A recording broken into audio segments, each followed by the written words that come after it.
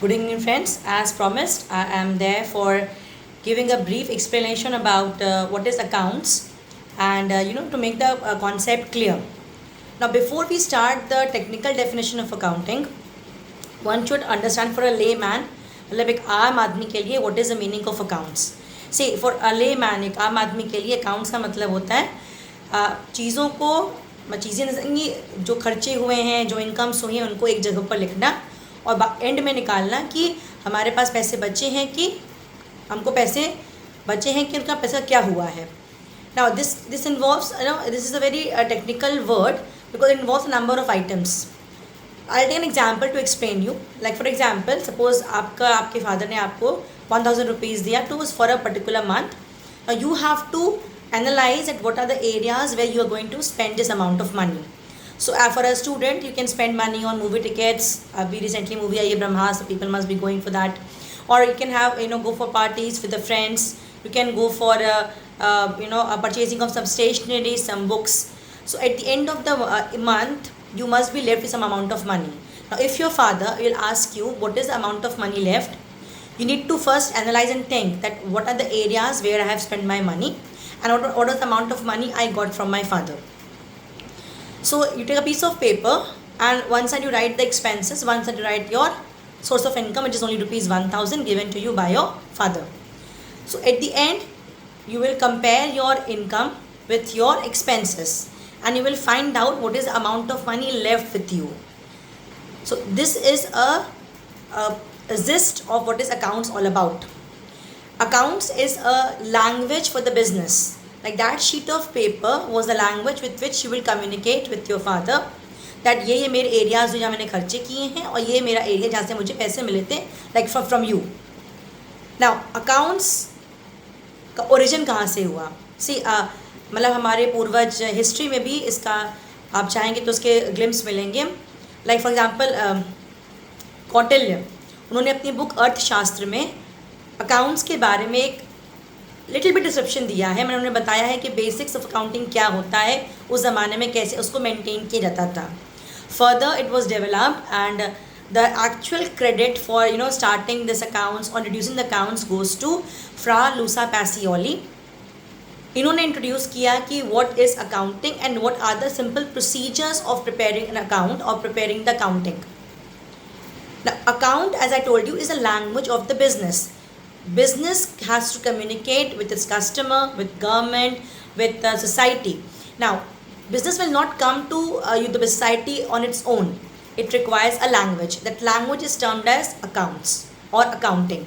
Now, before we further proceed, people get confused with their three words. One is account, second is accounting, and third is accountancy. People use it synonymously. उसको एक की जगह दूसरे को use करते हैं. But these three words are different from each other. पहला है account. Account मतलब like when we open account in the bank, हमारा खाता जब खुलता है बैंक में उसे account कहते हैं. Now that account में जो मैंने डिपॉजिट किया, जो मैंने विड्रॉल्स की, मेरे पास क्या बैलेंस बचा, उसका लिखा जोखा होता है, उसके बारे में पता होता है वो पासबुक में. वो हमारा अकाउंट हुआ. अकाउंटिंग क्या है? अकाउंटिंग एक प्रोसेस है.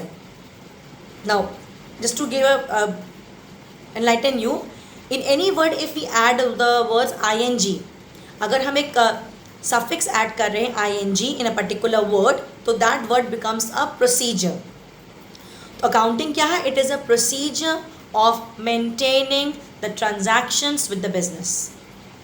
जो रूल्स एंड रेगुलेशंस हम यूज़ करते हैं एक अकाउंट को बनाने में, या किसी भी परचेज़ को या सेल को, या हमने पैसे दिए हैं वेजेस के तौर पे या सैलरी पेमेंट की है, जो पर्टिकुलर रूल्स एंड रेगुलेशंस हम यूज़ करते हैं उसको अपने बुक्स में लिखने के लिए that is termed as accounting.